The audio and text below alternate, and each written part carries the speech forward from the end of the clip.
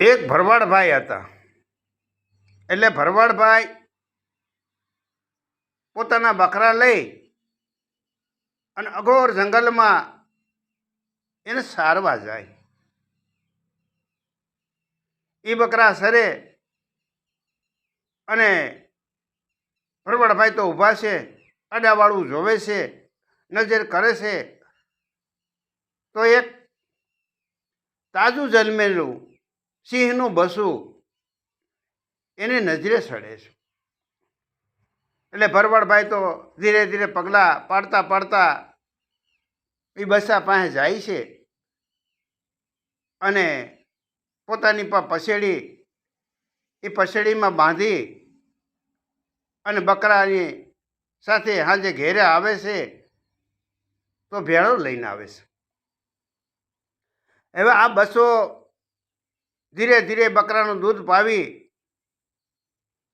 અને મોટો કરે છે.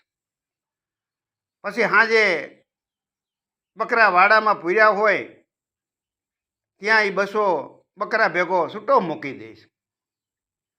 એટલે રમતો કૂદતો ખેલતો એ દિવસો વિતાવે છે.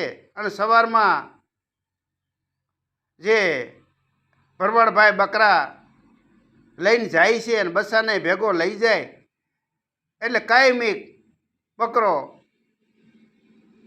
ભેગો ને ભેગો આ બસો દિવસો વિતાવે છે. હવે આ બકરાની ભેગો ને ભેગો રહેતો એટલે પોતાને ઓર મજા આવતી. આ સિંહનો બસો બકરાની ભેગો રહેતો એટલે પોતે બકરાનું રૂપ જાણતો નહીં અને પોતે બકરો છે એવો ભાસ થયા કરે અને હું બકરો જ છું એવો મનમાં વિચાર આવ્યા કરે. અને આની બકરા ભેગો જ મસ્તી કર્યા કરે અને બકરાનું દૂધ પીધેલો એટલે પોતાના દેહની સાધ ભૂલી ગયો. અને હું જાડો પાડો છું અને મોટો બકરો છું આવું માનવા લાગ્યો. હવે આ ધીરે ધીરે કરતાં કરતાં બકરાના સંગમાં રહ્યો એટલે સિંહ હોવા છતાંય હું બકરો છું આવું માની બેઠો.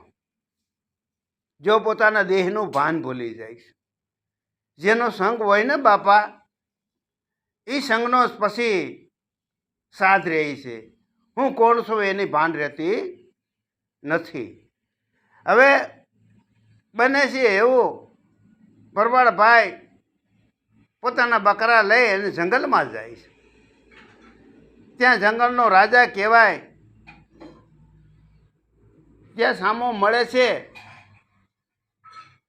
અને આ બકરા જોઈ જાય છે.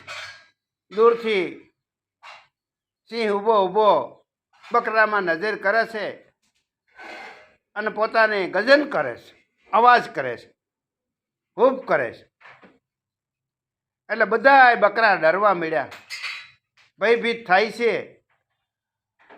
અને બકરા નાચભાગ કરે છે. એમાં સિંહનો બસો જે બકરો બનીને પોતે બકરા હારે જિંદગી કાઢતો હતો અને કાયમી કે એને સંગાતે રહેતો તો એ ભાગે છે. એટલે જંગલનો સિંહ આને જોઈ જાય છે અને ખ્યાલ આવે છે કે આને તો મારા જેવો સિંહ જ છે, પણ બકરાના ટોળામાં કેમ? એટલે એની ભેગો બકરાની ભેગો ભાગે છે. પોતાનો રૂપ બોલી ગયો છે, પોતાના દેહની સાધ નથી અને મનને બકરો માની લીધો છે. એટલે પછી તો ડર લાગે જ, ભયભીત લાગે છે. આ ભાગતો ભાગતો જે જંગલનો સિંહ હતો એ જોઈને આને હાથ કરે છે, એ ભાઈ ઊભો રે ઊભો રે, તું સિંહ જ પોતે છો અને સિંહ હોવા છતાંય ભાગશો બકરાની જેમ. એટલે ઓલો તો પાછો વાળીને જોવે છે અને કહે છે કે જા તું તો જૂઠ્ઠો છો, હું તો બકરો છું. તારે એમ કરીને મારો કોળિયો કરી જવો હોય છે. ત્યારે જંગલનો સિંહ એમ કહે છે, અરે ભાઈ તું તારા શરીરને તો જો, એનો તો તું વિચાર કર. તું બકરો નથી, તું તો સિંહ છો. જા જા, હું તો બકરો છું, હું સિંહ નથી. ત્યારે હામો સિંહ જવાબ આપે છે કે જો બકરામાં ને તારામાં હાથી ઘોડાનો ફેર છે, અને તારું મોઢું જોઈ લે, એ ગોળ છે અને બકરાનું મોઢું લાંબુ છે. અને બકરાની માથે શિંગડા હોય છે, તારે શિંગડા નથી. એની ડોક તું જોઈ લે, તારી ડોક કસવાળી છે, લાંબી છે, એની એવી કસવાળી કે લાંબી નથી હોતી. તારા પગમાં જે નોર છે એ નોર એવા નથી, એને ખર્યું બબે હોય છે. તું જોઈ લે, તારી પૂંછડી જે છે એ લાંબી છે અને બકરાની પૂંછડી ટૂંકી હોય છે. તું બરાબર નિરીક્ષણ કરે. આ બકરા ભેગો રહેલો સિંહ આના શબ્દ પડે છે અને પોતાના શરીરનો નિરીક્ષણ કરે છે અને ખ્યાલ આવે છે કે ઓહો, વાત તો બહુ સાચી છે સિંહ ભાઈની. અને હું પણ એના રૂપ પ્રમાણે, મારું રૂપ છે અને હું મારા દેહની ભાન ભૂલી ગયો છું. હું બાળપણથી બચપણથી મને આનું સંગ છે, એટલે મારા દેહની સાથ ભૂલી ગયો ને ખરેખર હું સિંહ જ છું. આ સિંહ સામે ઊભો, એ સિંહમાં મારામાં કાંઈ ફેર નથી. એટલે હું પણ ગજન કરું, પોતાના રૂપનું ગજન કરે છે, અવાજ કરે છે. ત્યારે બકરા ઓલા નજીક આની રાહ જોઈને ઊભા હતા. એને ખબર પડે કે ઓહો, પછી બકરા તેને ગજનથી દૂર ભાગે છે. તો એ પોતાને ખ્યાલ આવે, પોતાના રૂપને ઓળખે છે કે હું કોણ છું. આ સિંહ પોતાના રૂપને ઓળખે છે, ખબર પડે છે કે હું કોણ છું. એટલે બાપા કોઈ એવો બ્રહ્મરૂપી જ્ઞાની માણસ સિંહ હામો આવે અને સિંહની ઓળખાણ દે, ત્યારે પોતાનું રૂપ ઓળખાય છે. આ સિંહને પોતાના દેહની ભાન થાય છે અને એ જંગલના સિંહ હારે પોતે એની સાથે નીકળે છે અને એની સાથે પડી જાય છે.